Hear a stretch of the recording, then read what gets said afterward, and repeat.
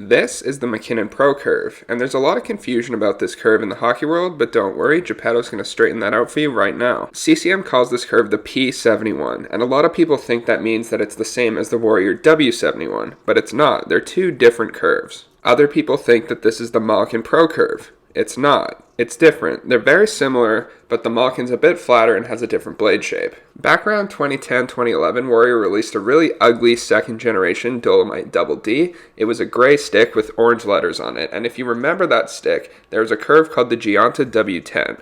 Warrior discontinued that curve, but this is it, and it still lives on today.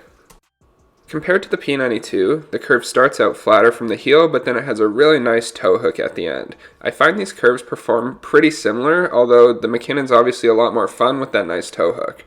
The Mackinnon's a lie 5 compared to the lie 6 of the P92, and the blade shape's a bit different. There's no rocker on the Mackinnon.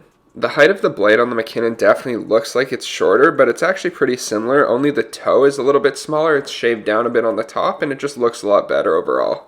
I find the Mackinnon's a nicer version of the P14. You can see lined up against the P14, they're similar through the heel, and then only at the toe, they're just a little bit different. Most people I've talked to that like the P14, their only complaint is really that it's too small at the toe, and you can see that this takes care of that problem. It's just a little bit taller and a little bit longer.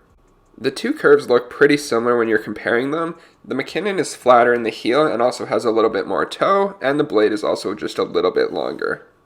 Nate is a guy who does a little bit of everything. He does a lot of dangling, he has some nice snipes from time to time, so you could expect the curve to be similar. It does a little bit of everything. We're going to start with some target shooting. I definitely had a couple muffins here, so you'll just have to ignore those, but overall I thought it's pretty similar to the P92. Again, I hate the P28, but this is a toe curve that I could definitely get used to. I think it's way more forgiving than the P28. It's more like the P92 where you can sort of shoot however you want to, and the curve will adjust itself to your playing style. I do think that the best performance you'd get for this curve is for motion shooters, think like Phil Kessel snappers, those type of shots, that's going to be your best result. And then based off that, for shot mechanics, it's sort of like the Ovi where you just have to pull it into the toe and then just snap it off. Really, you're letting the stick do a lot of work here, and you're letting the curve work its magic. Nate's definitely a dangler and a sniper. One thing I don't see him doing a lot is throwing saucer passes, but we're still going to do it. This curve is really flat in the heel, meaning you should get off some nice crispy passes, but I think the live 5 for me is the problem here. I have to hunch over too much to get a nice saucer pass off, and it's just not really comfortable. Overall, I think there's way better curves for saucer passes. This one was okay at best. Stick handling is a completely different story. We have a nice short blade, nice little toe curve. It should be like the P28, but a little bit better, so let's see. Nate's a really fast skater. That's one of his specialties, so he's going to be hunched over a lot of the time when he's skating with the puck.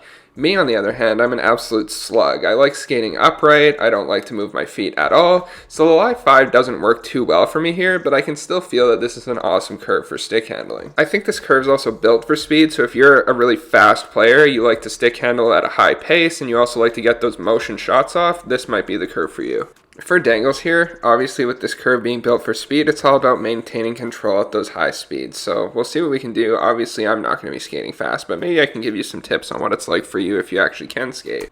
The curve itself is really good for dangles. It's better than the P92 for sure, although the P92 is really good. I think that this is better just because of that little bit of extra toe that you have and the flatter heel. You have more comfort making these moves, and especially at a high speed, you're going to want that comfort. You're going to want that little extra edge that this brings you. And again, this curve is a Live 5. It's sort of built for like the Hunchback of Notre Dame, like guys who are skating at a super high speed, really hunched over because of how fast they're going. Not my style of play, that's for sure. So if this was a Live 6 for me, I think it would be absolutely perfect. But again, if you're a speed player, this would be a great, great option for you. The way you have to take a one-timer with a flat curve like this is completely different than the way you're shooting with like an Ovi or a Line A curve, and I'll show you what I mean right now. So this style of one-timer I call the sweeper. It's sort of just a little half clapper and you're just sweeping your blade along the ice. Not a full-on one-timer like you'd take with the Ovi or the Line A curve. If you try to take a full wind-up with a flat blade like this, you're going to have one of the most embarrassing ice burners of your entire life. The sweeper shot allows you to get a decent shot on goal quickly with a flat curve. This curve is best for motion shots, but it's more fun than the P92 and way better than the P28. Overall, I'd give it an 8.3 out of 10 for shooting. This is definitely not my favorite curve for saucer passes. I don't hate it, but it's not even close to the P92. I'm going to give it a 7.6 out of 10 for sauce. If I wasn't a slug, I would love this curve for stick handling. I think it would be perfect in a lie 6 for me, but for people who actually skate fast and hunched over, this would be absolutely unbelievable. I'm going to give it an 8.9 out of 10 for stick handling. Same issue here with the lie for me personally. Again, if you're a fast skater, this is going to be amazing for you. I think it's way more fun than the P92. It's way easier to pull off the moves, and I'm going to give it an 8.4 out of 10 for dangles. For one-timers, you're taking those sweeper shots, so not as powerful as I'd like, but still decent. Not as good as a P92, I'm going 7.9 out of 10. With an 8.3 in shooting, a 7.6 for saucer passes, 8.9 in stick handling, 8.4 in dangles, 7.9 for one-timers, the total average score for the Mackinnon Pro Curve is an 8.2 out of 10. That places the Mackinnon Curve in 4th place, behind the Line, obviously, behind the Kovalev, and the Rask. Overall, it's better than the P92 for most things. If you're a fast skater, it's absolutely going to be better. I do want to make this an Ally 6 so we have a couple options for the slugs like myself and for the fast people out there. For my recommendation today, if you're the fastest kid alive, this is the curve for you. It's great at everything all around, great for shooting, stick handling, especially at high speeds.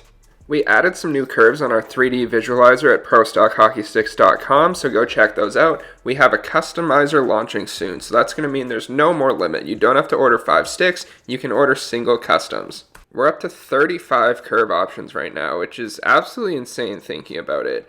Anyway, the 5 packs will still be an option if you want to go like full out custom with logos and colors, but if you just want your specs, if you want the right curve and the right flex, the customizer is going to be perfect for you. You can also put your name on there, you can choose from all of our grip options. It's going to have pretty much everything that you'd want from a full custom stick. That's launching in a few weeks. I'll keep you guys updated. Thanks for watching.